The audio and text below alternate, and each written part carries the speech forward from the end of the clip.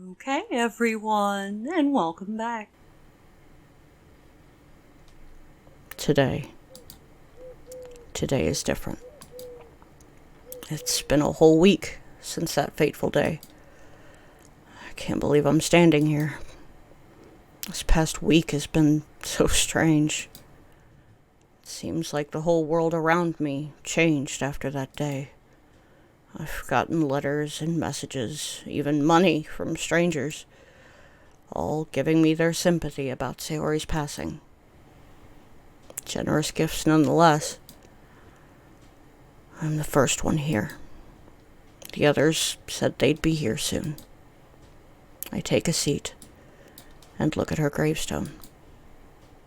Those past memories, they're just dreams. It's over. It's time to move on. I see the others finally begin showing up. Hello. We're here. Hope we didn't keep you waiting. You're awfully nice today, aren't you? It's so good to see you. You seem to be doing quite well in only a week. The doctors really help. I feel a lot better. I feel like a different person. I'm not my old self, nor am I the person I imagined I would be. I'm just the person I need to be. That's good to hear. You've really taken a stoic approach to this whole situation. Ha, come on now. I could never prepare myself for this situation. It's by luck and the help of my friends that I was able to get this far. So, we got everything? I made some cupcakes for the occasion.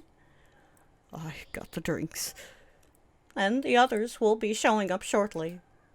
Hey, Yuri, why don't you and Natsuki get things ready? Of course. Although this is an unorthodox funeral, we'll get the drinks and snacks ready. We'll be done in no time. The two left to do their respective tasks. Can I ask you something? Go ahead. How are you so calm? You seem to be taking this better than anyone else your age. Truth is, I've had a hell of an experience with these strange nightmares. I've had a series of them where Sayori dies. I blamed you for being the cause of it. And in my very last dream, I ended up killing you. When I finally came to, it was Sunday, the day before the festival, and I knew I had to visit Sayori, to tell Sayori one last time that she was loved, and that she will never be forgotten. But wait, you mean to tell me that your dreams predicted the future? I don't blame you if you don't believe me. That's borderline. I don't even know the word. Out of this world. Insane. The list goes on. It's something no human could ever explain, sadly. Dreams are strange indeed, but not without meaning. You're right. And it's up to me to decide what they mean. That is what life is, anyway. After all, life and experience together create wisdom. I'm reading too deep into this.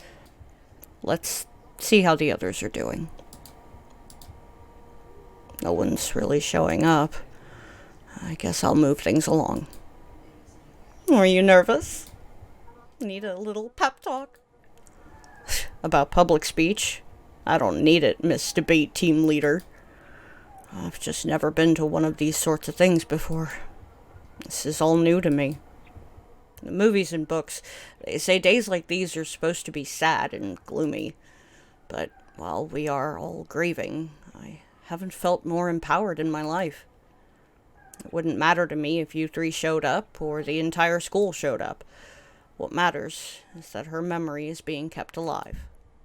As long as we do that, she will never truly die. I see. Well, it looks like we have... There's a loud crash, followed by an angry Natsuki. Yuri, you idiot! I told you to be careful, and look at what you did!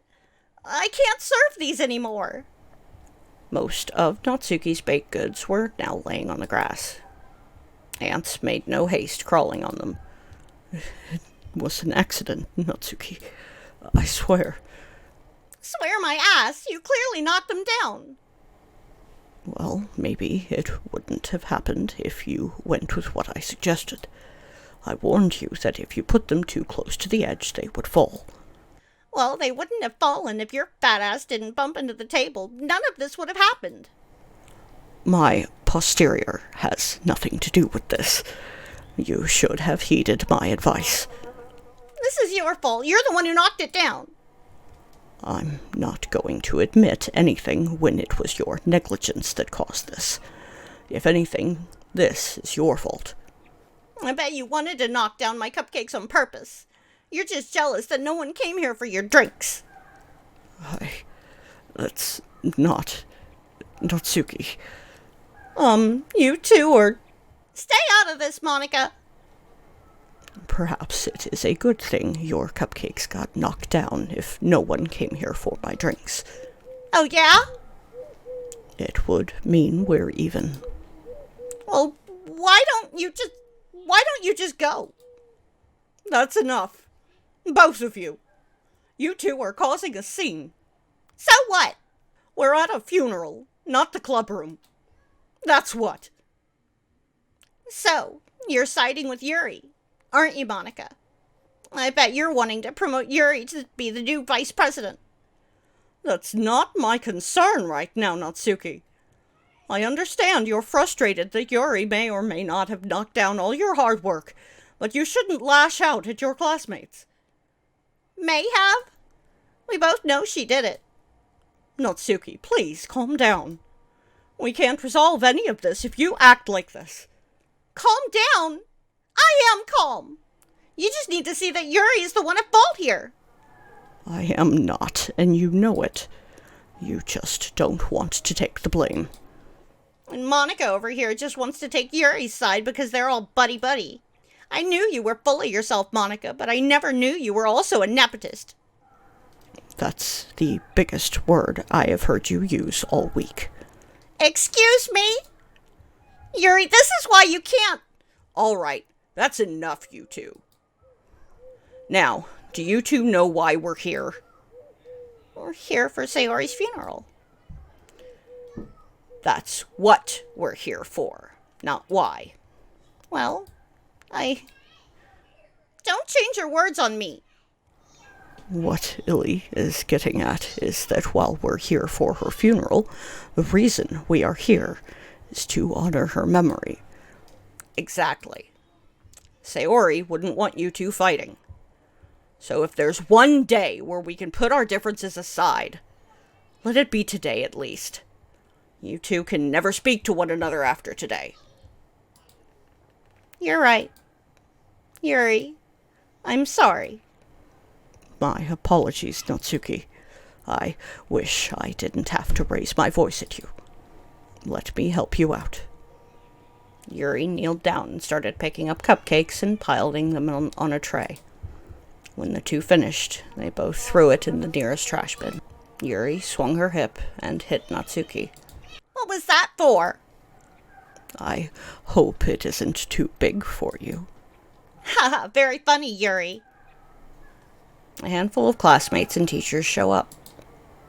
It's not many, but I wasn't expecting too many people to show up. Everyone's gathered, and settled around. I look up to the sky. I see clouds forming up there. Of all the days, the show must go on. I walk in front of the gravestone and clear my throat. Just think of it like performing a poem. Hello, everyone. I'm glad you all could make it.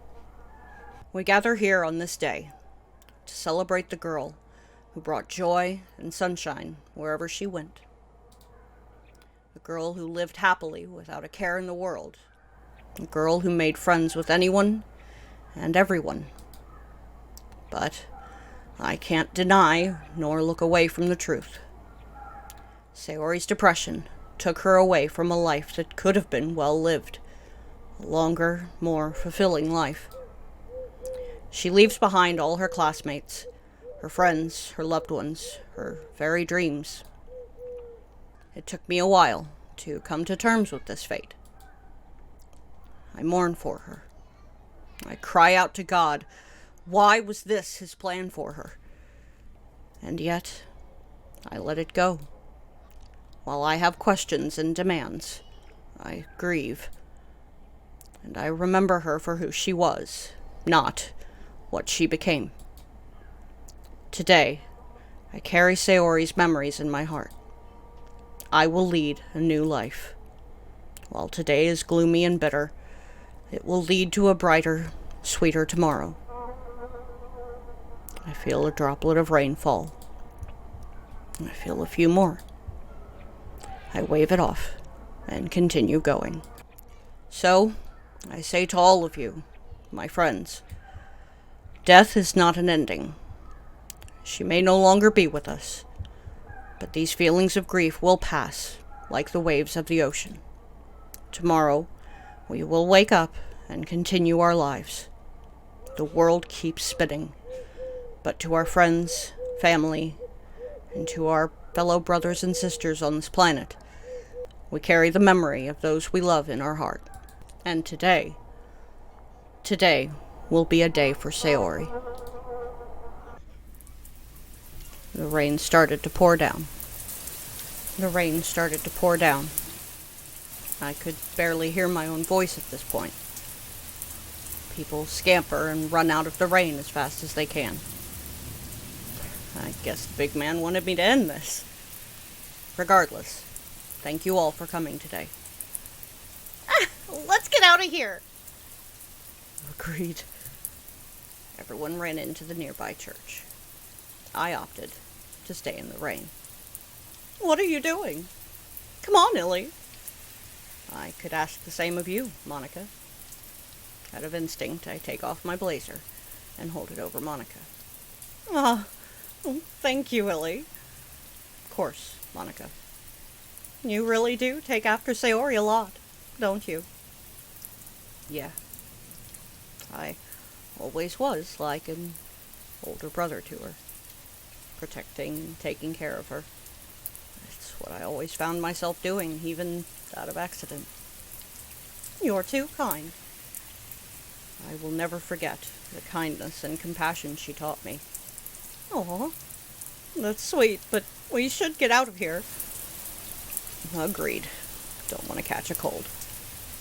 The two of us rush over to the church building and enter. Everyone seems to be talking amongst themselves.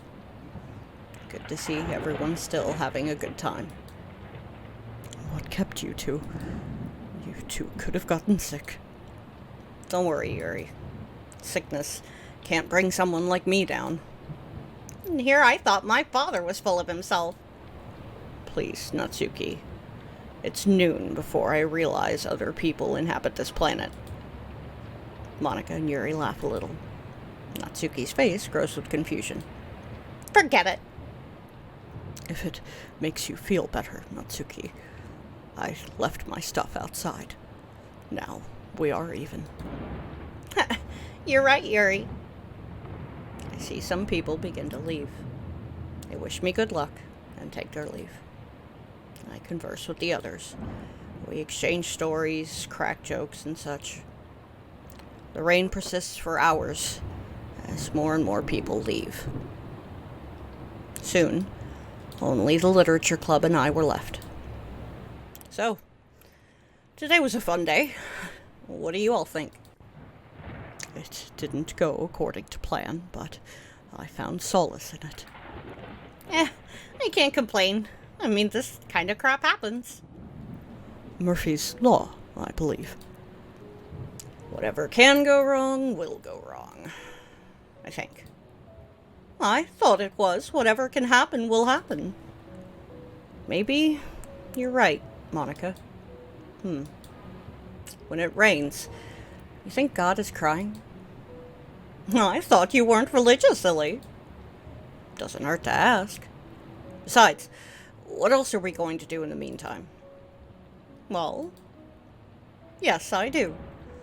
The Lord is a loving God. Love does come with pain and grief. There are times when even God can cry. Tears are one of the few things we have that can show emotion. From joy and sorrow, anger and lust, pain and love. Tears are, in some way, what makes us human. So, if God cries, it just means God loves us as much as we love Him. What do you all think? I'm not sure. I'm not particularly religious myself either. I believe rain is like what night is today. It's an opposing but necessary force. Mother Nature is like any mother. She can't cuddle and hold her children every day. Some days she must be harsh. She must leave us. In the same vein, the rain always has some association with loneliness and sadness. I think we need the rain as much as we need the sun. I don't think it means God cries. I think it's just the cycle of life taking place. You two are crazy. There's no God, and even if there was, why would he or she need to cry? They're perfect and above humans anyway. Like what Yuri said, it's just nature doing its thing. Interesting. What do you think? You're the one who asked. Well, rain is what you make of it. A metaphor for your troubles, a necessary part of life. Rain can be happiness, sadness, even anger. Death and renewal. Cycle of life. It's a cop-out answer, but I don't know what else to say. How come you're not religious? It's just something that never sat well with me. I'd much rather forge my own path instead of relying on something out of my control. I want to become Superman. But that's just me. Have you ever read Thus Spoke Zarathustra, Monica? I might have for an essay a while ago. Why do you ask?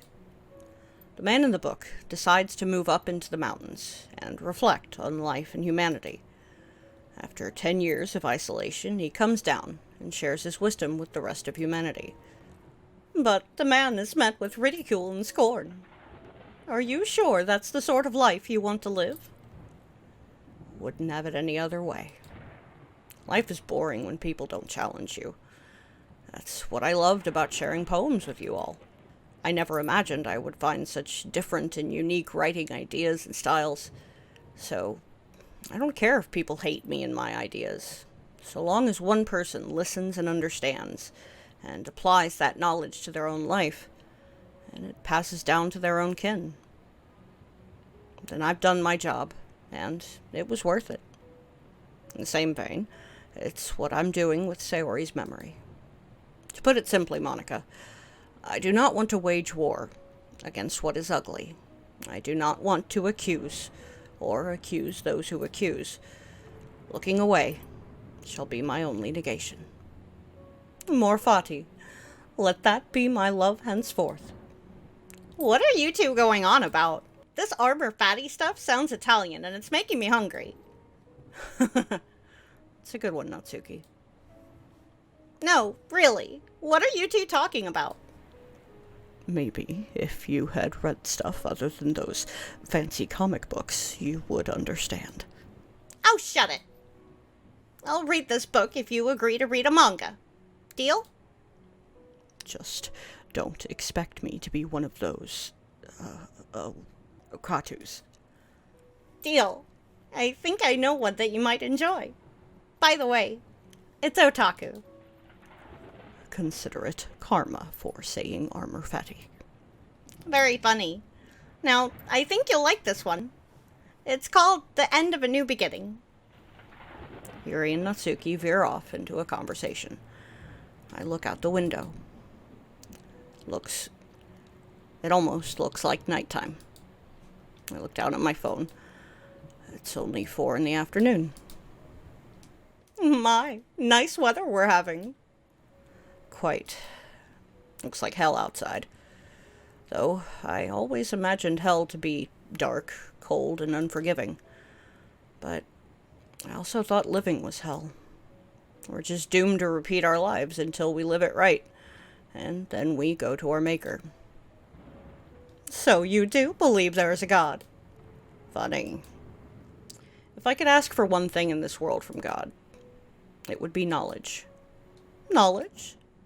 But Without wisdom, knowledge becomes useless. But I've finally understood what I want to do. I have many libraries worth of knowledge, and realizing Sayori's goal for the literature club and what she wanted to do, I finally decided. Decided what? I want to be a teacher. I want to pass my wisdom down to students and inspire them the same way she inspired me. That's very poetic. Beautiful. I'm happy you found your calling and have a goal to strive for. One more thing. Yeah? Come with me. I need to get something off my chest. Why not do it here? It's just the two of us. It doesn't feel right. Just follow me. I extend my hand out for Monica. She takes it. I lead her down to the altar. I feel sick down to the pit of my stomach. My heart sinks at this sight. A terrible surge of memories come flooding back to me. I wish I could wave those memories away and pretend that moment was all a long-forgotten dream. But I need to do this. I need to atone for my greatest sin.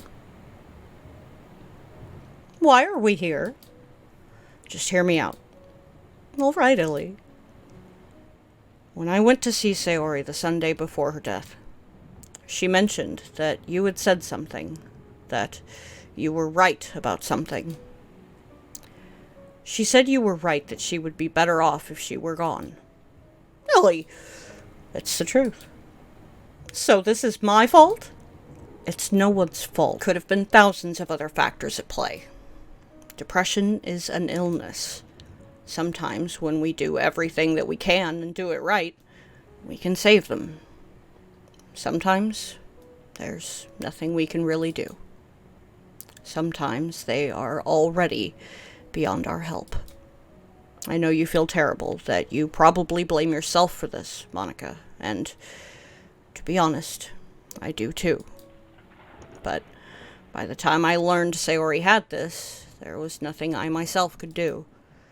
Naturally, I blame myself for being dense and not seeing it sooner. I could tell how her day was based on her yawn alone. How could I not see her deep-rooted depression? If there is anything we can do now, we can build upon this. Someone in my shoes may study to be a therapist or start a charity so that others won't feel the same way Sayori felt. We can learn from this so that no other person has to feel like Sayori felt. We can remember that if we forge onward, only to find ever more pain and despair in our way, then it is not the end. Why are you telling me all of this? It's a nice sentiment for Sayori and all, but why? I may have been the last person she spoke to. But you said there are many other factors. Despite everything I've been through, I just want you to know that I take both of my hands and hold hers. Monica, I want you to know that I forgive you. I forgive you, even if the guilt isn't on your shoulders alone. I forgive you, despite everything. I don't even know where to begin. Thank you. Almost as if on cue, the rain had finally subsided. The sun is about to set. The day's almost over. Do you want to say one last goodbye for today? Of course. Monica calls the other two, and the four of us head back outside. We're all standing in front of her grave. The flowers set down at her tombstone had been blown away, scattered away into the distance. Well, nothing could have gone right today.